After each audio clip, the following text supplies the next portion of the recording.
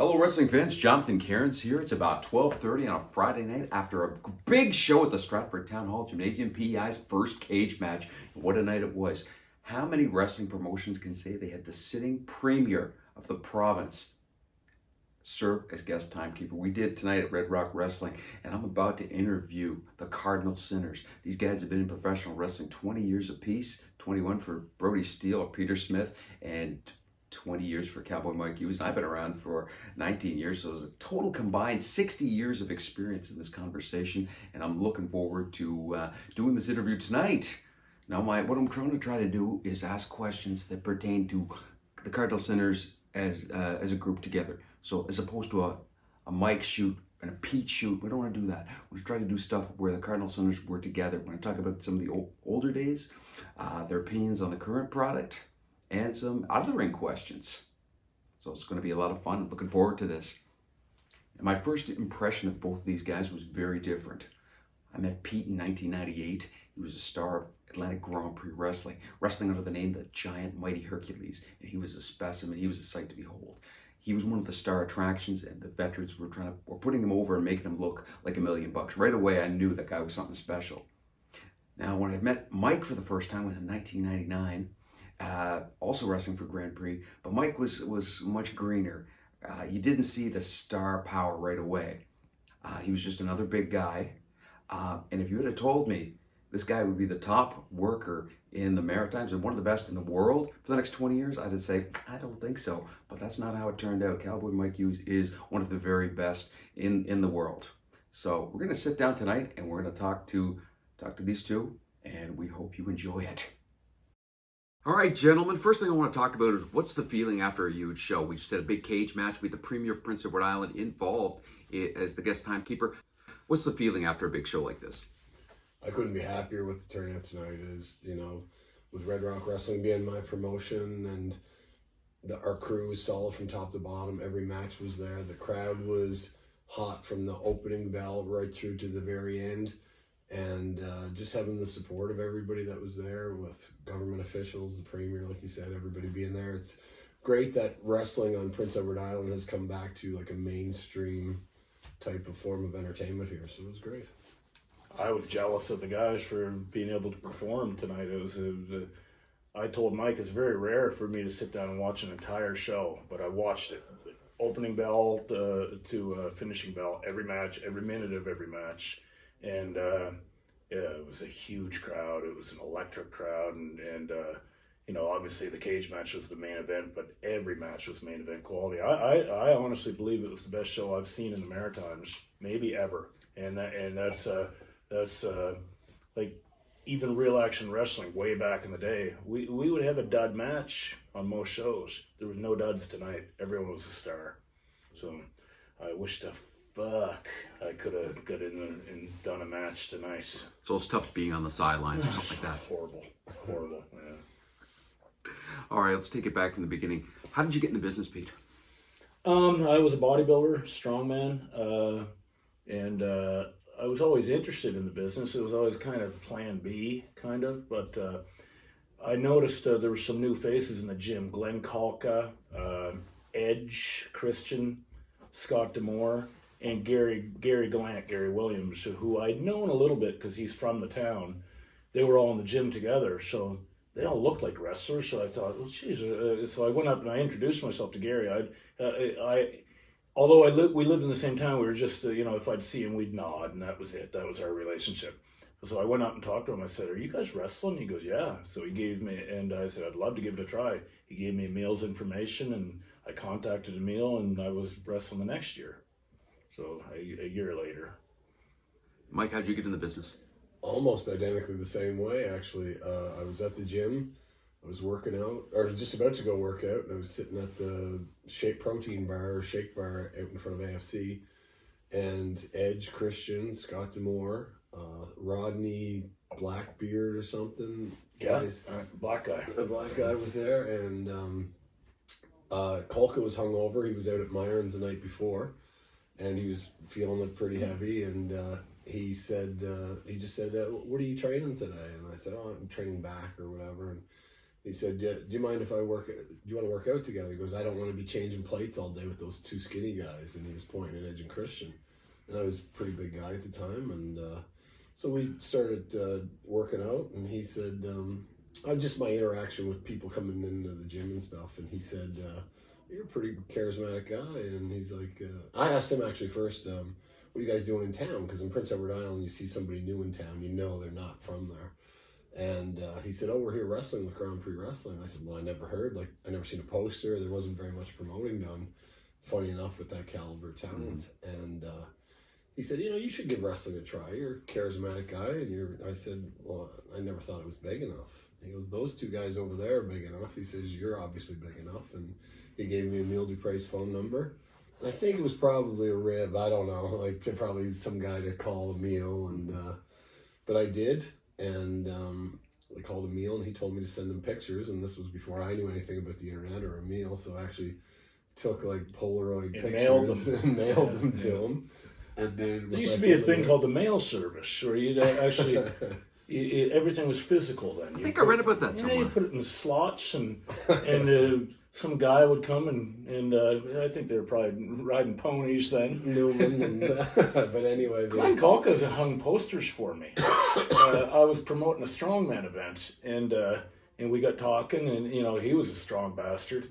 And we got talking. He goes, "Well, how are you promoting?" I said, "Just word of mouth and throwing some posters up." He goes, "Give me some posters. I'll put them around." He said, "We're traveling all over the Maritimes," and I don't know if he hung them or not, but I gave him a stack of posters, and I'm assuming he wouldn't have offered if he wasn't going to do it. He was a great guy. Yeah.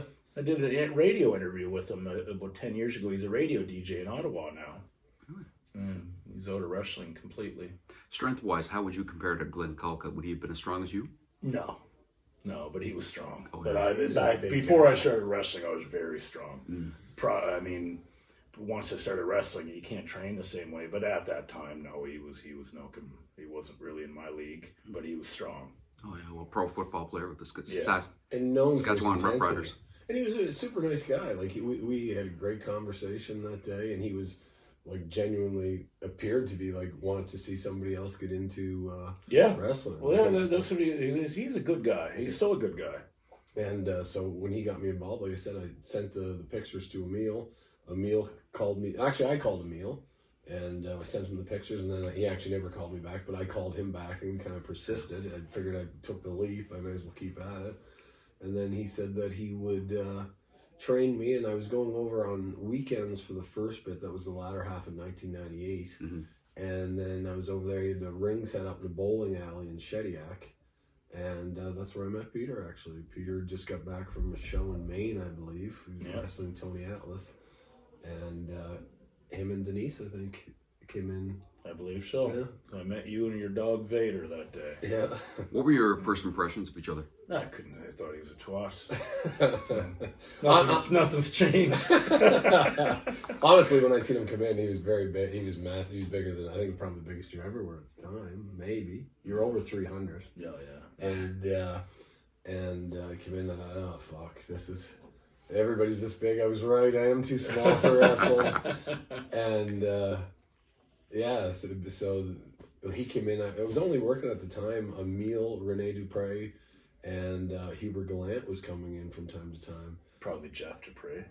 Jeff wasn't at the time, no. He didn't train until a few years later. He trained the year before. When I first started, well, it was Jeff that was supposed to. Jeff was training to wrestle, and Rene was only 14. So Rene would come out and screw around, but Rene was developing physically so quickly, and I can't knock the guy in the ring. I mean, from day one, he just got it.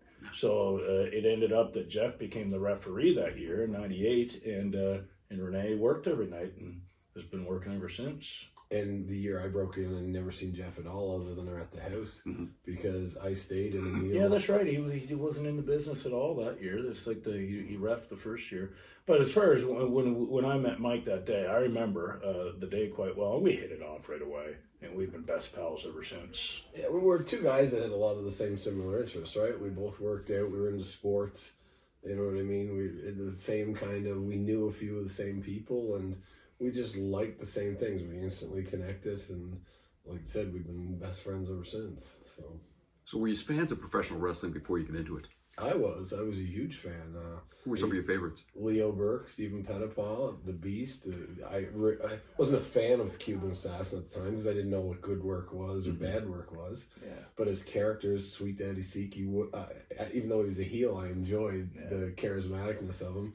Killer Carl Krupp. You know, I loved didn't love, but I respected Killer Carl Krupp and Archie the Stomper, Goldie. Yeah. I remember looking at those guys saying, man, I wouldn't want to fuck with those guys. Mm-hmm. And even the Cuban, I used to look at the Cuban and say, and I'd think to myself, he's short and he's fat. Doesn't look like he's in particularly good shape, but he looks so vicious and confident that that's a guy that you wouldn't want to mess with. And I was telling one of the guys I traveled over to the show today, I was telling him, like, when I was a fan, and my generation of fans, we weren't idiots. We weren't buying it. But I used to look at matchups. I remember, like, take Hogan and the Ultimate Warrior, for example. And I knew they weren't going to go in. It wasn't going to be a shoot fight. But I would try to look at all the. I would think, okay, Ultimate Warrior is probably 50 pounds lighter, but he's just as strong, and he's probably quicker. But Hogan's got a weight advantage, and he's got experience. So I would weigh it in my mind, like, who would win? And then I would be interested in the outcome, and I wouldn't question Vince McMahon's decision, like fans do now. I would just say, if it went the opposite of how I thought it should go, I would just assume there's a reason for it. And I would enjoy watching a story unfold. I didn't want to be the booker. I wanted to enjoy it for what it was. I didn't know what booker was at the time. No, neither did I. I didn't know any of that stuff at all. I just thought it was a great show at the time. But for me, I didn't know anything about Hulk Hogan or any of these guys because on Prince Edward Island, when I was growing up, there was only 2 channels. There was ATV or CTV, whatever Grand Prix Wrestling was on, and then there was CBC. So it was an institution on Prince Edward Island, Grand Prix Wrestling every Saturday. I think it was. I thought you had 3 channels over here for the 3 languages: French, English, and gibberish. We don't have French on PEI. That's a New Brunswick and Quebec thing. So the greatest wrestler of all time, in my opinion, was Leo Burke, and it was funny enough. I thought that originally. And then I seen the WWE guys, and then when I got in the business, I was reminded Leo Burke was probably one of the best wrestlers of all time. Now I'm a little older than Mike. What was it, 8 years older or 7 years older, or whatever. So I remember the I remember the end of the Beast career. So not the end because he went forever, but I remember the end of his peak. And so the Beast was the most popular wrestler that ever wrestled around here, no question about it. And so I remember that peak. So to me, although Leo is probably a better wrestler, the Beast is the biggest star we ever had here. Like my father, when it was probably 90, you'd have probably been there, maybe 98 or 99. I remember my father coming to a show in Antigonish. And he was a grown man, more than a grown man. He was a middle-aged or elderly man, and he'd have been 60 years old, and he asked me if he could come meet the Beast. It was one of the highlights of his life. He couldn't believe it. He couldn't believe that he shook the hand of the Beast. That's what kind of impact he had in this area back in the 60s, 70s, and 80s. And see, my family too had. Part of my family grew up in the harness racing industry. And the Beast was not only famous for being a wrestler, he was a world-class blacksmith and horse trainer. So part of my family respected him as a horse trainer, not only that, but as a wrestler too. And for like legendary feats of strength, we were talking about this earlier, the Beast. Antigonish. The horse. The thing where he got the horse. He comes to us, he calls us jabronis or something. Hey, you jabronis, come back and see this. So we go back behind the arena, and there was a horse pulling contest that day with big Belgian workhorses.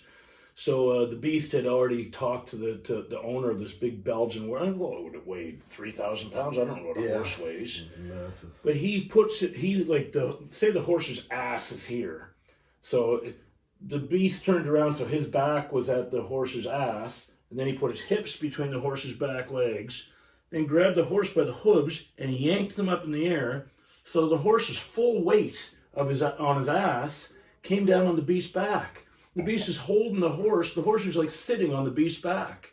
He sat on his back. Freakish strength. Yeah, and so freakish. And I asked him. I said, "How did you know you could do that?" Well, when he was shoeing horses as a blacksmith, it was kind of the same position, and the odd time a horse would sit down on him. But so usually you'd only have one leg, and he said to keep the thing off balance, he put the other leg there so it would balance him out. But who does that? There's no normal man like he was 60 years old when he did it. I was just going to say. Yeah. 60 years old, he hadn't been in the gym in 20 years. He's just freakishly strong and brave. Yeah. I mean, obviously there's a bit of a gimmick to it. You'd know the balance and all that stuff, but still, I mean, it would be one daunting thing to try for the first time, and to do it at 60. And he knew it was impressive. So he came. He walked all the way around to the front of the building to get us to walk all the way back around. I was blown away by it. Like I was super impressed. And I don't care if you know how to do it. That wasn't his horse. He never met. That was the first day he ever met that horse. And he said afterwards, he goes, "I don't really like Belgians." He goes, "Belgians are tricky." He says they're temperamental. He preferred Clydesdales. Yeah. So. It was worth it to him for his little moments of, but to be fair, I'm 52 now, so I'm getting close to the age the Beast was then. And, we're the young wrestlers, we're having fun and we're in our athletic peak. So, he wanted to show us, and I'm kind of the same way. Can understand it. Yeah, I can understand it, know. It was funny, Pete and I were very lucky that the years that we broke in, the amount of people that we had to learn from. And so we got to learn from the Beast, Leo Burke, the Cuban Assassin, Butcher Vachon, not the original one, but Roger Terrio, who I learned a lot for, and he was very respectful. Yeah. Bobby Bass, who was an asshole, but he was still helpful. He was still very helpful at the time. He wasn't very helpful to me. He was a dickhead. No, he was trying to bury you, but you learn from that. I learned from him trying to bury me what to not let. How to not let yourself be buried. Yeah, so everything was a learning experience those first few years, and that's something that I think is missing in wrestling today. There aren't that many veterans in the locker room to teach people the storytelling, why to do things, why not to do things, when to do things, when not to do things. And the broadness of experience, like. How many guys in the Maritimes right now have actually been in the ring with somebody who's trying to hurt them? Yeah, probably none. Yeah. Well, and I've all over the world. I've had people try to shoot on me all over the world. Yeah. And it's something that you don't expect. I mean, just last year we were in Japan and we found out Kendo Suzuki, what's his name? Kendo Suzuki. Kenzo, or the guy who was in WWE. Yeah, so whatever his name is. We were doing a tag match against him and this great big strong guy who was, fucking huge, powerful guy. And Kenzo told us before the match, he says, "I think that guy's going to try to hurt you guys, so be careful." And that was probably just an inside thing where they were trying to get her, where he was trying to, the guy who was trying to intimidate us, trying to get a reaction. So we told him almost at the exact same time, you go tell him to give it his best shot. Yeah. We went up, we ended up having a fabulous match. But he was just seeing what we were made of, If we'd acted scared, he probably would have, fuck that. I think either one of us would beat his ass on a bad day, but he doesn't know, and he was being protective of his position. There's a lot of that in wrestling that a lot of the younger guys, they don't even realize that stuff exists, but it does. Yeah. It does. I've had a lot. I mean, I remember you had to basically try to kill a guy in Korea because he wouldn't let you do anything. He was trying to hang onto the ropes, and you had to yank him off the ropes, pick him up, and slam him and show him, like, this is what we're doing. And actually, I think the same tour, you and I were doing a tag match, and the little Barney Rubble guy, I went to grab a hold of him, and he did the same thing. He grabbed the ropes, so like as if to tell me I'm not slamming him. Well, fuck you, pal. I'm stronger than you, so you can hang onto the ropes. I'm going to pull you off the ropes. I'm picking you up over my head, and I'm slamming you. And it happens from time to time. Like when I was in Japan too, there was a sumo wrestler guy that tried the same thing. Didn't want to work with me, and you'd have to say, well, if you want to fuck around, we'll fuck around. I don't care. Like if you want to fight, I'll fight. I'm good with that. But I'd sooner work. Yeah. I'd much sooner Nobody work. wants to fight. Yeah, but if you want to. But a lot of it is they're just trying to they're feeling you out, and it's not always the guy. it could be those orders could be coming from the top. If a guy is going to invest, if a promoter is going to invest in you, sometimes they want to know what you're made of. Is this guy legit? You know, and being legit doesn't necessarily always make you draw. I mean, Ric Flair can't fight, and he's drawing as much money than probably everyone, but maybe 5 guys. But you know, it's a whole different animal. You know, promoters have different ways of testing you. And the other thing is this: when we broke into the business, there were still territories at the time, and whenever we went into places like Puerto Rico or England and stuff, by us foreigners coming into the area, somebody else's friend was going home with Sitting no home, paycheck. not getting paid. So if people thought that they could send you home to get their friend back on the job, they'd, you know, take a few liberties and test how much you were willing to give back, and you know, usually stood up for yourself. But that's something that doesn't happen. I'm glad it doesn't happen in wrestling. Well, our good friend Dave Boyce asked me last week or a couple weeks ago.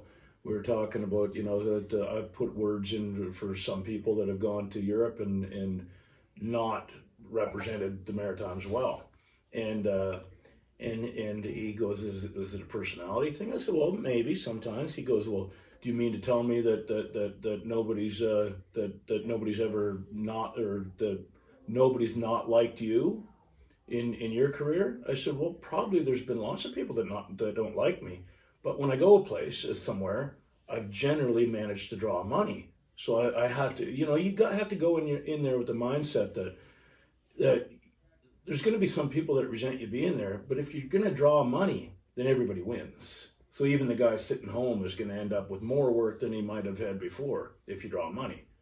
And they soon forget that their friend's sitting at home when they're making more money. Yeah, and getting more, and there's more date sheet. There's more dates added to the date sheet. Yeah, and you know, like it's one of those things in the job that doesn't.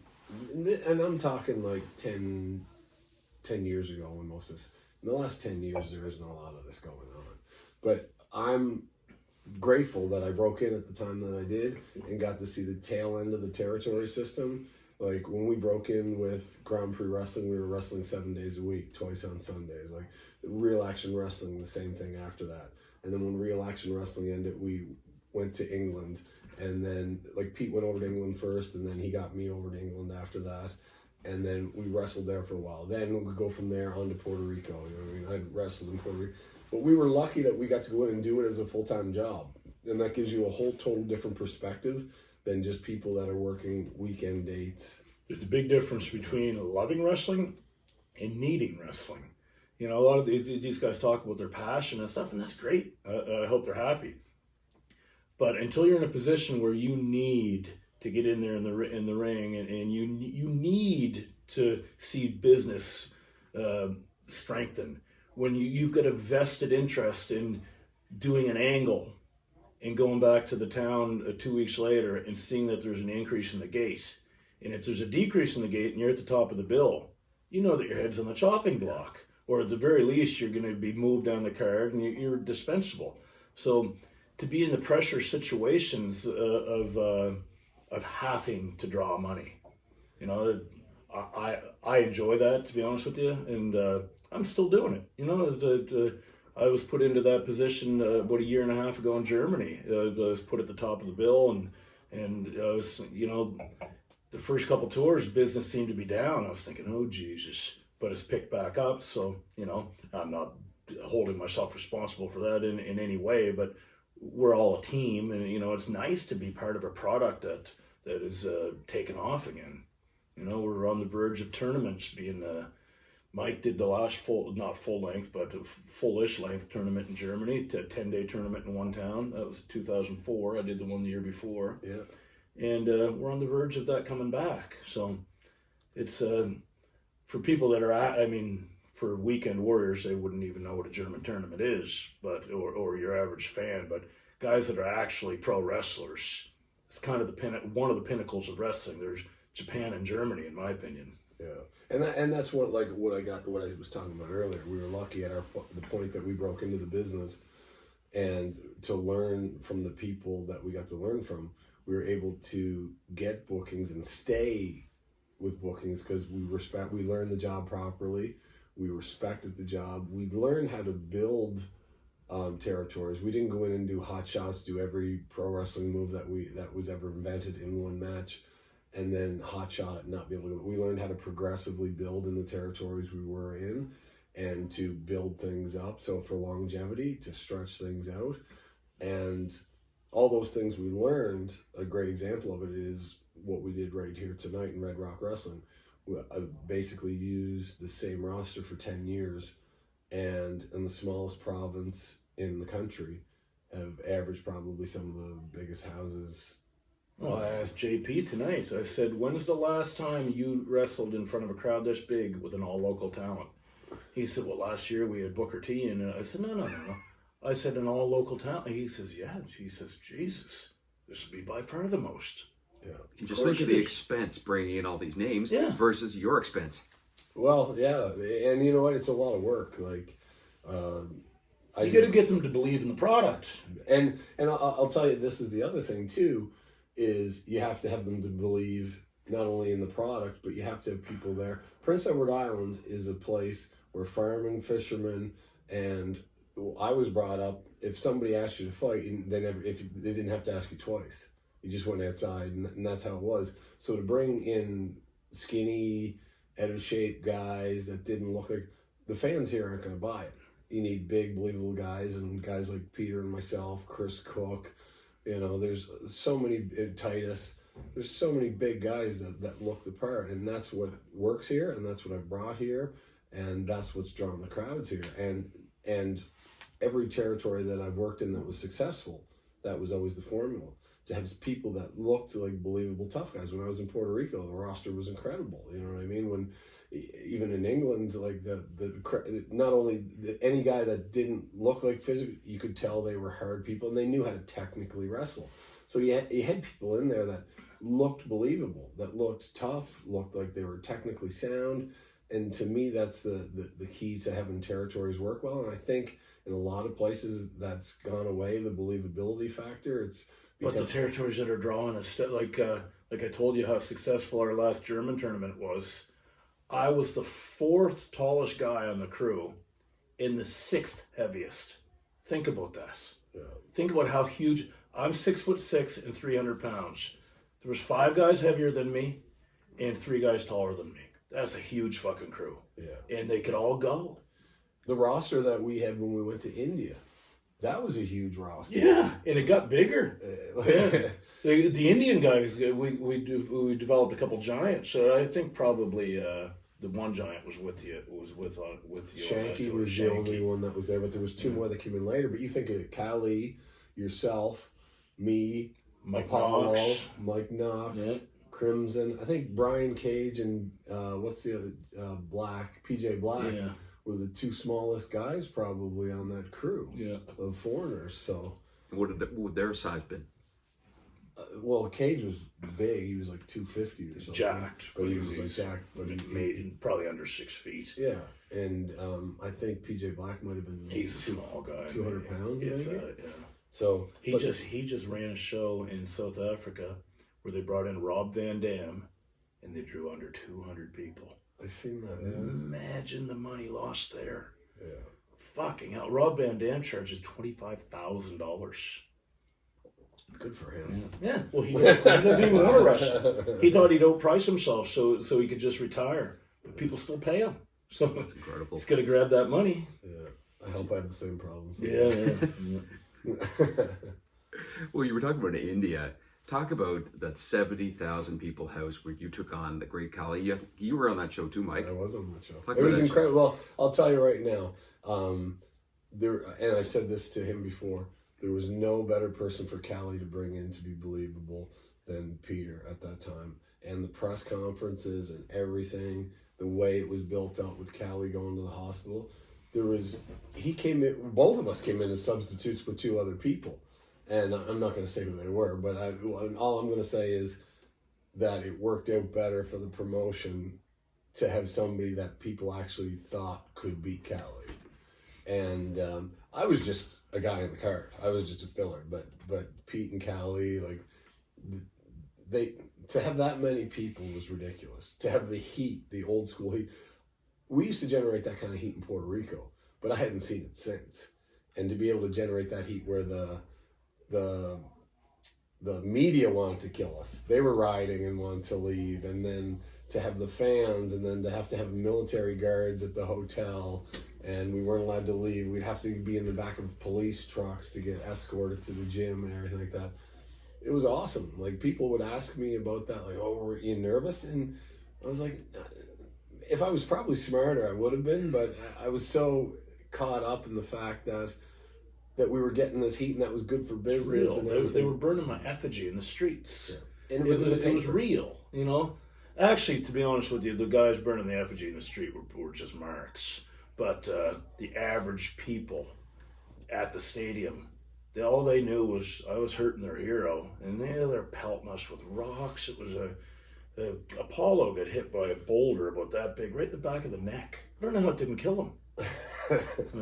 And the very next night, it actually might have been the same night. It was the same night, right before he got hit by the boulder. Somebody reached over the guardrail and popped him. So he pulled the guardrail, snapped the guardrail back, and went back. He went into the crowd, and all you heard was fist hitting flesh and saw people dropping. I was trying to catch up so I could contribute, but it happened so quick, and the next thing you know, everyone's running.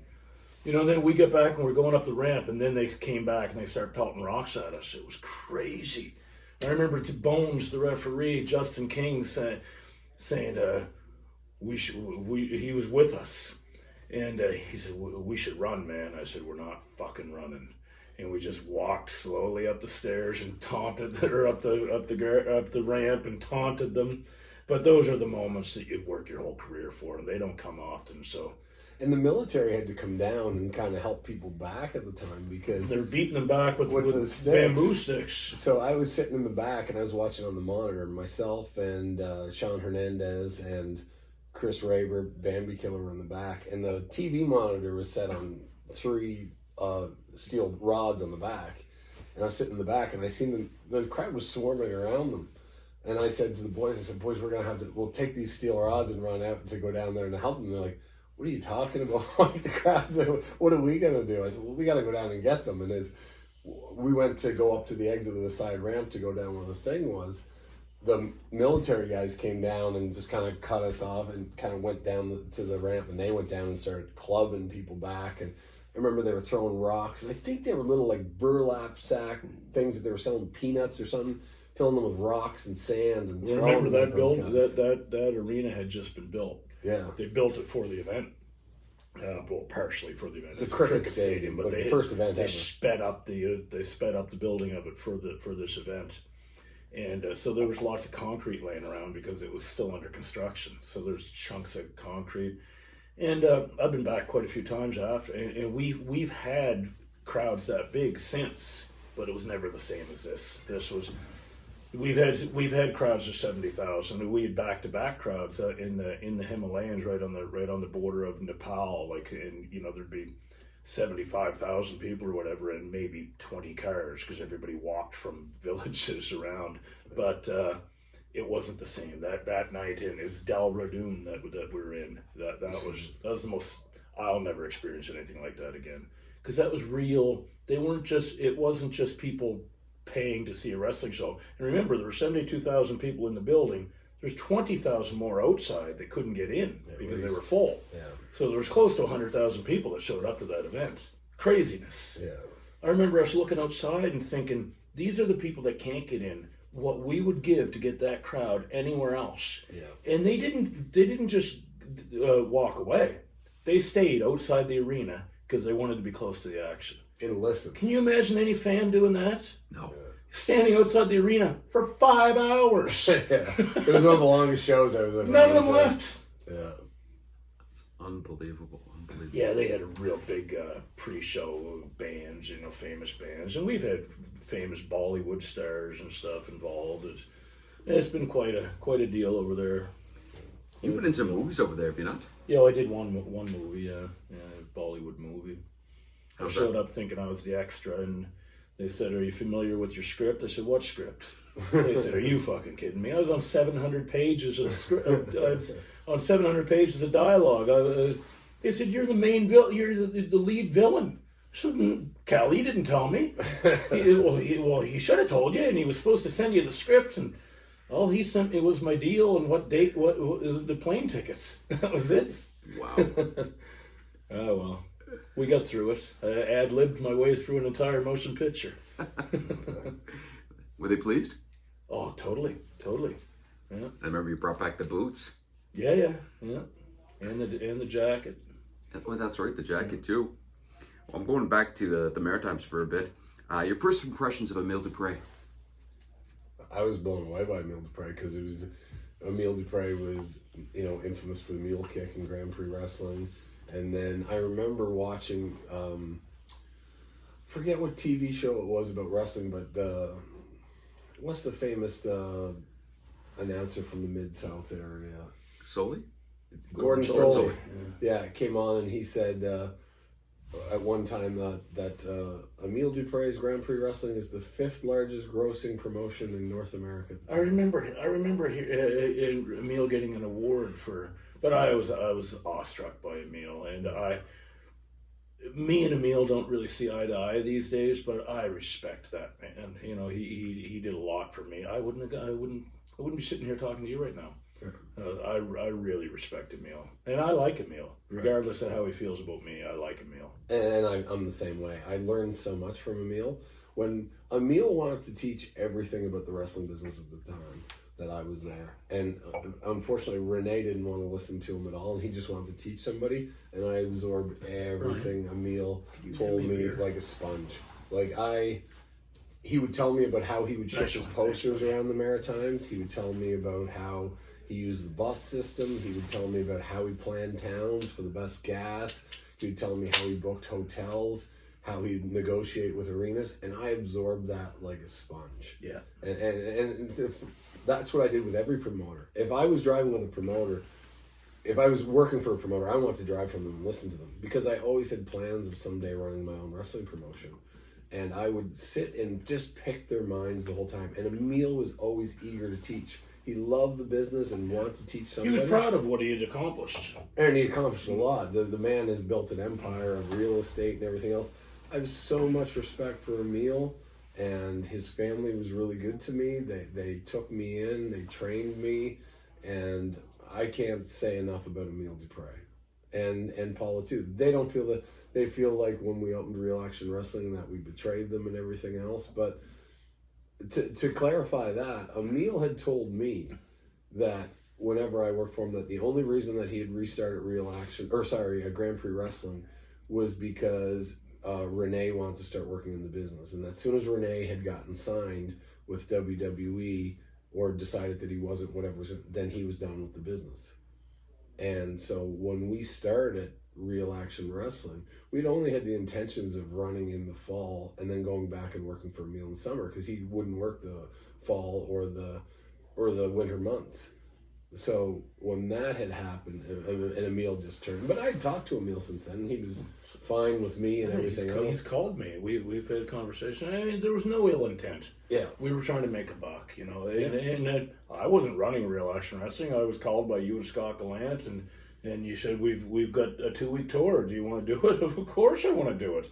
Do I want to make money, or do I want to not make money? So, yeah, and there was no ill intent. And knowing what I know now, to be honest with you, if that call had come in and it was Peter Smith with the 52-year-old brain instead of Peter Smith back then, I probably would have said no. I would have said no. Emile offers me solid work in the summer. I probably would have said no, but I didn't know better. Yeah. And not that I'm saying that we did anything wrong, but I probably would have said no. And I'll be honest, I did call Emile right away, and I told him there's and I think you did too. Yeah.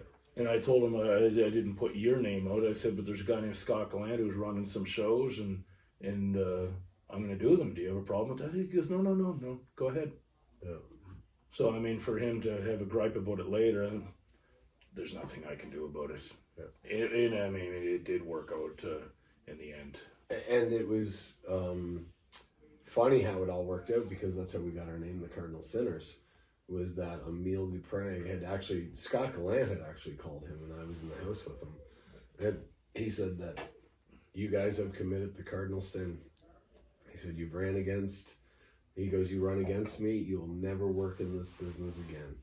He said, I will make sure that you never, ever work in wrestling. I know everybody will never work again. And at the time, I didn't know any better. I was like, okay, whatever. You know what I mean? And then I said, well, that sounds like a pretty cool name, the Kardinal Sinners. So, and it's worked for us ever since. So, well, I want to ask you, how did you guys feel? Your second year in the business, your third year in the business, you're blackballed from your home territory. How'd that feel? We didn't really. I can say I didn't really. I didn't really give a fuck.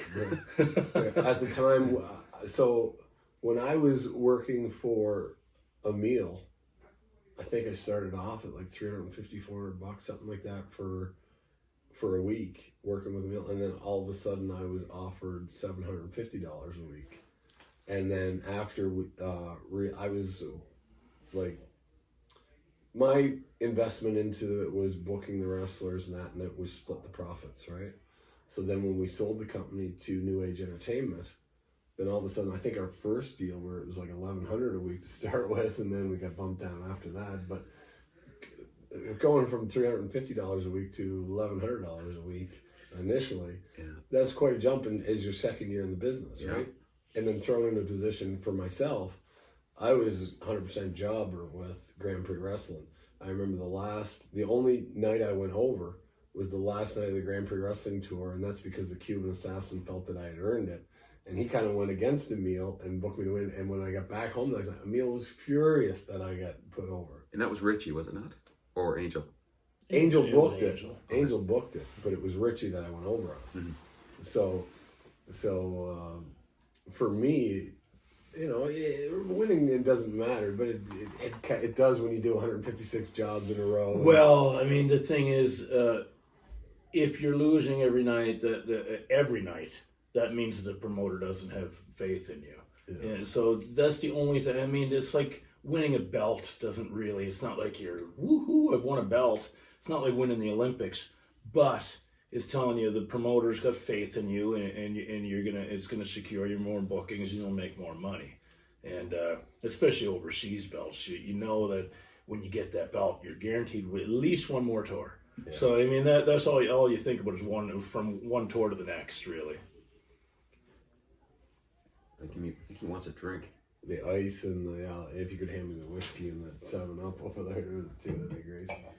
Just hand it to Peter. We got our maitre d' Brian Langell here. Get some refreshments to the Sinners.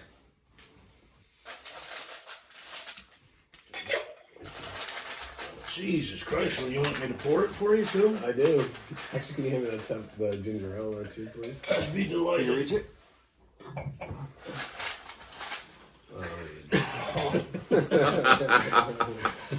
Let me open that.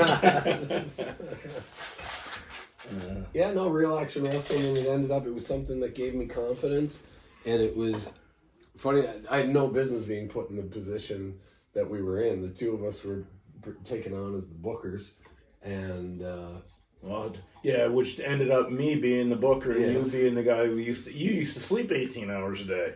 You're a different man now, but you were a kid. Yeah. So I mean, you were in your early 20s. I was in party mode. Yeah, you were in party mode, and so but me, him, and Bobby, we were kind of the booking team. Mm-hmm.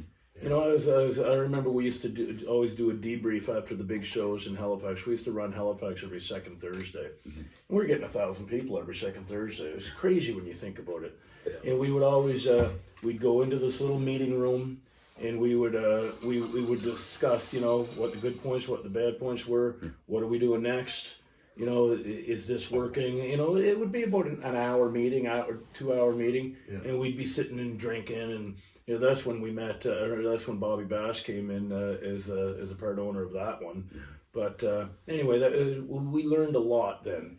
Bobby had a great mind for it. Mike has a great mind for it. I've got a pretty decent mind for it.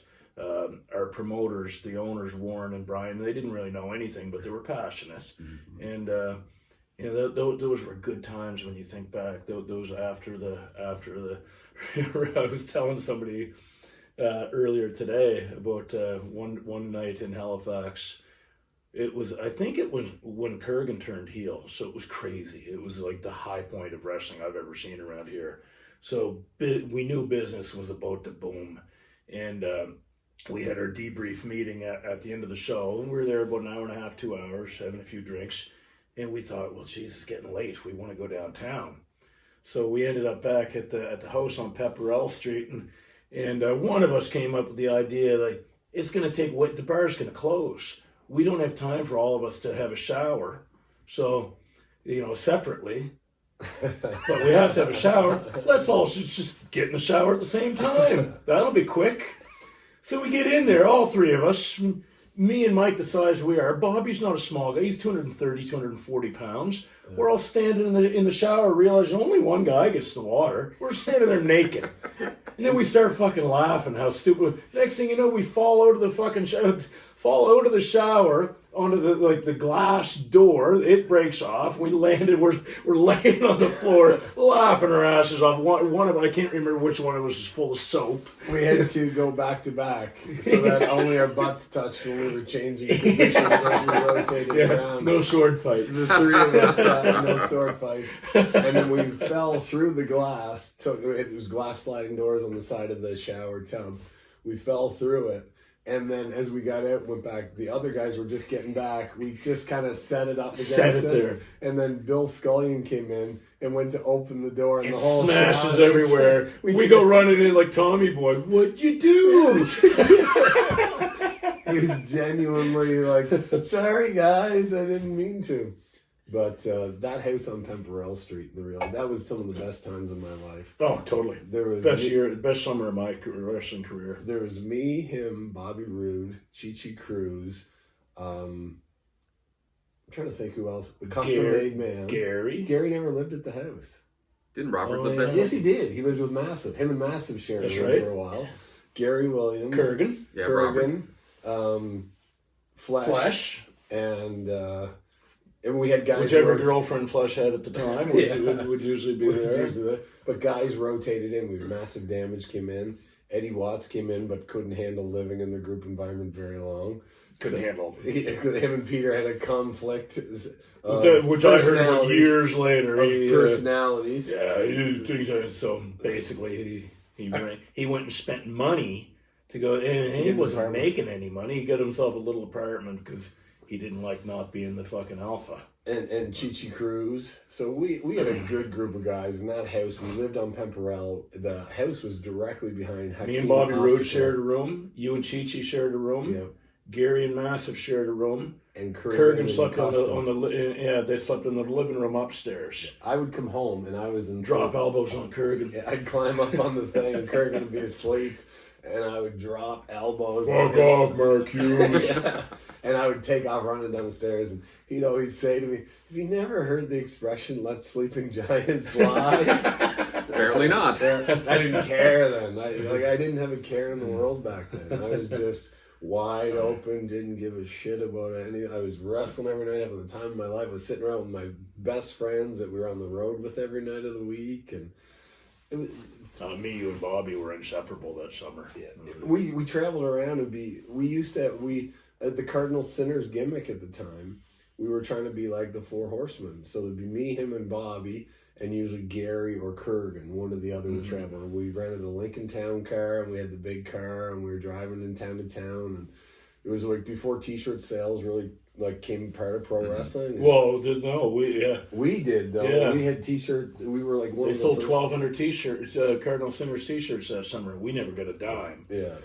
Wow. No, we got a percentage, and it went into a pool. And what the three of us did, I think we got like $3 or something. It must be a goddamn small percentage because I don't remember it. But what we did, I still see the odd person wearing those old T-shirts. It was gray, and I remember once a week because we were always stuck and piled in rooms together.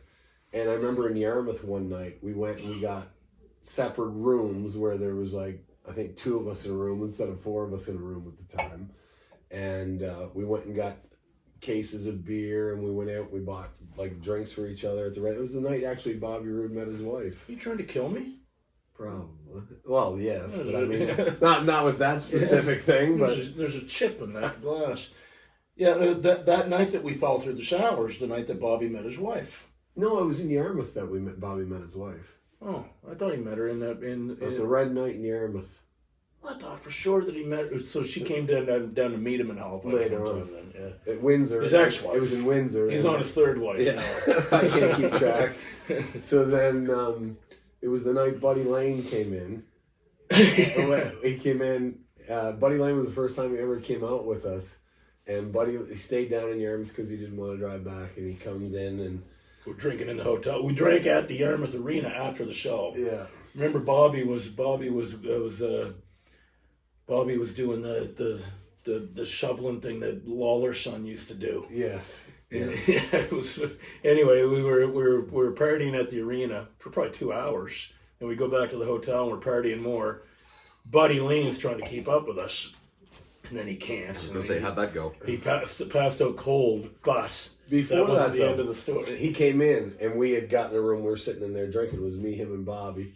And we're drinking in the hotel room. And Buddy Lane kicks open the door. He comes in. He goes, "Roode, what the fuck are you doing? You blowjob?" He's like, "Get the fuck up." He goes, "Look at you guys." He goes, "You're not ready to go out. You don't got the dungarees on. He goes, "You don't have the cowboy boots.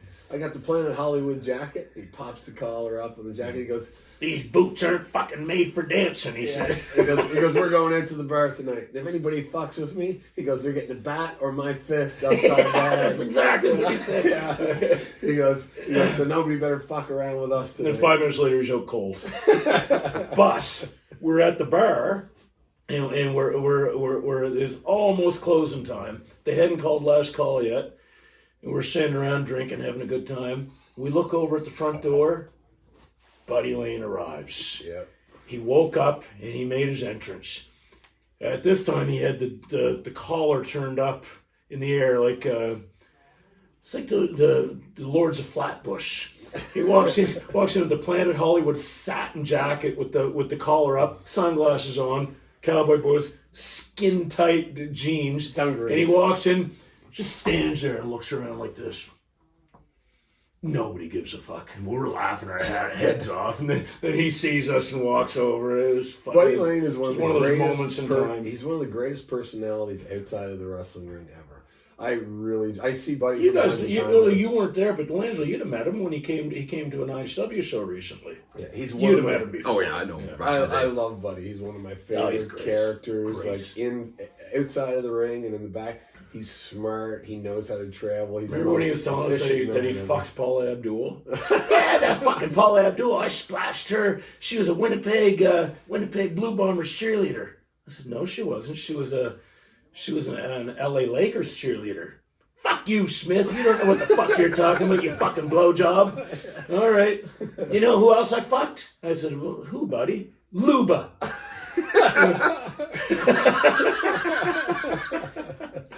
Yeah, he's one of the greatest. Like, I learned so much from Buddy Lane in and out of the ring, and he's one of the most entertaining people ever. I see Buddy usually a couple times a summer now. Buddy's in town. He calls me. We go over, have a couple beers, shoot the shit. Buddy's awesome. Yeah, he is. And again, there's another guy from that era that I said when we were breaking in. You talk about the Cuban Assassins and all these guys. But Buddy Lane actually did a lot to help me. He actually helped get me broke into the business. He knew Ralph Josie, who I used to work collecting money. That's what I did. That was my job before I got into wrestling. I collected money. I was a bill collector. And he was friends with him. And he kind of put me over to a meal, too, after I had sent the letter and the pictures. And all I knew Buddy Lane a little bit before I got into wrestling because he was always at bodybuilding shows. And back then, there was a relationship between competitive bodybuilding and pro wrestling because every wrestler worked out. Mm-hmm. So we'd all, there was way less gyms. So everybody who was in a gym regularly all knew each other. But now you'd never find a wrestler at a bodybuilding show. Yeah. Or a bodybuilder at a wrestling show. Oh, certainly a different time. Yeah. Memories of your first summer together in 1999 for the Grand Prix. Can't remember any of it. I think we did some wrestling shows, didn't we? In between the drinking. It was actually one of the memories that I have is, I think it might have been the first night. And this is one of the first nights we were on the road together. We were coming back and it happened to be by Amherst. By this, It wasn't the first night, but not the first night. The first night coming back, like to the town from North Sydney. Yeah, we were driving back, and it was early in the morning, and we were in the ring truck at the time. It was me, him, Ron Gauguin, and Butcher Vachon.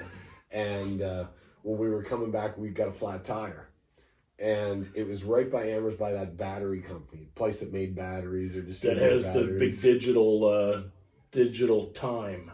It has the time 1 second, and then the temperature the next. So the tire broke down. The spare tire was underneath, and there was a release in the glove compartment. But we didn't know that there was a release. And so Butcher was underneath, and him and Ron were arguing like cats and dogs, yelling at each other in French, and we didn't know what that. But we tell by the body language and the volume and the tone. We sat there for hours. And he was underneath, and they cut it off. Butcher eventually cut the drop thing off the tire. We finally got on. We went back, and I ended up staying at his place on First Street. Is that the name? Was that the apartment? Yeah, Dominion Street. Stayed at his place for the night, and he brought me in and let me stay at his place because I can't remember why I didn't go back to where I was living. Because it was too late, probably. Yeah, it was like 6 a.m. when we got back, and that was before cell phones. So my wife was panicking, or my future wife, she was panicking. Funnily enough, I relived that experience just 2 months ago. We were coming from somewhere. We had a long drive ahead. We were in London. We were heading back to Liverpool, and we blow a tire. And there was me and Spitty and a couple of New Zealand lads, freezing cold out. Not one of us knew how to change that motherfucking tire. We had to call AAA. AAA came an hour later, and the guy's like, it was like one of those guys like one of those grease monkey kind of guys, like a proper man. He just looks at us, and disgust. 2 seconds later, he's got the tire changed, and see you guys, have a good night, 100 pounds. Yeah, sorry to bother you. I've had about 5 blown tire experiences in my wrestling career, and only once did we manage to get the tire changed. That was me and Titus in Oxford, Nova Scotia. Maybe 3 years ago. But that first year in wrestling, I remember the first year I did 156 matches that year. Straight. We were on the road from May 15th or something. We had 2 days off in the middle of the tour, and everybody complained. It was an outrage to us. What do you mean? We're not getting paid for 2 days. Yeah. It was an outrage. And now, but wrestlers are always outraged. I was telling Jeremy on the way over, I used to be outraged if I'd go to England in January, we'd be outraged because there was only 18 jobs in January. And then February, there'd be like 42 jobs. We're outraged because there was 42 jobs. So we're either not working enough or we're working too much. There's always something to complain about. Yeah. But the real action wrestling days to me were way more enjoyable than the Grand Prix. Grand Prix, I worked 2 years for Grand Prix, and I felt stressed and overburdened the whole time because all I thought was every night I had the feeling I'm going to be exposed for not being ready for I'm carrying the belt. I'm not very good. I'm not really properly trained. I was a slow learner. It took me a few years to get my legs under me. My first year was terrible too. Right. So when I got, but you had almost no training. Right, very little training. I learned how to take a bump and how to get chopped. How to get punched in the throat by Emil. I learned how to kind of throw a kick. I knew how to take a front bump, a back bump. You were a good bumper right from the start. Yeah, I didn't take a decent bump for a couple of years. And so after that, but I just got thrown baptism by fire. Right, a couple of weekends of training, of basically getting punched in the throat and kicked and everything, and then thrown right in. And Bobby Bass was pissed off at me because I didn't know how to work, so he wasn't giving me anything. He was gobbling me up. And I'll remember this forever. Butcher Vachon, actually, Roger Taro, blasted him in Fredericton. You're not giving this kid anything. And Bobby Bass yelled back, he doesn't know how to do anything. He's like, well, he doesn't know how to do anything because you're not letting him try anything. He didn't. I remember Emil was on the fence about letting you go. Yeah. He didn't understand that you weren't trained. So Gary stepped up. Would it have been Cocan or Berwick? It was Truro, actually. Okay. That Gary and I worked, but so he worked with me, and Gary stepped up and he saved my job. Gary stepped Totally. up and he had. You guys had a fabulous match. And then after that, the Cuban did, and the Cuban and I in Charlottetown, and then Emil knew that I could draw in my hometown because I think we drew 900 or something here at the Civic Center. It was busy. So then he realized, well, if we go to PEI more, this guy's going to be worth his wage of just coming to PEI often enough. And then, but Gary was the one that was sitting on the fence. It was in that first 2 weeks, and there he was just going to tell me to stay home. And it was in Truro, Gary and I. And actually, our picture was in the paper in Truro. And Gary saved my ass. I would have never got to experience probably a lot of the things I did if it wasn't for Gary saving my ass that night. I was so miserable that summer.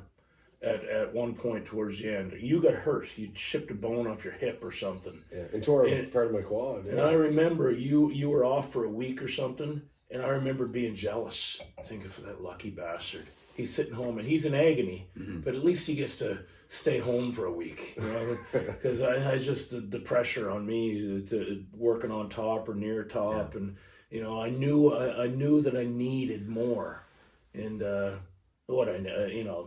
It all came together in the end, but the only thing I enjoyed about that summer, well, I enjoyed the guys, and we had a great time. Him and I partied every night, so that part was great. But the actual at the ring, and Emil's not an encouraging guy. You know, if he's not happy with what you're doing, you get yelled at, and I'm not a guy that enjoys being yelled at.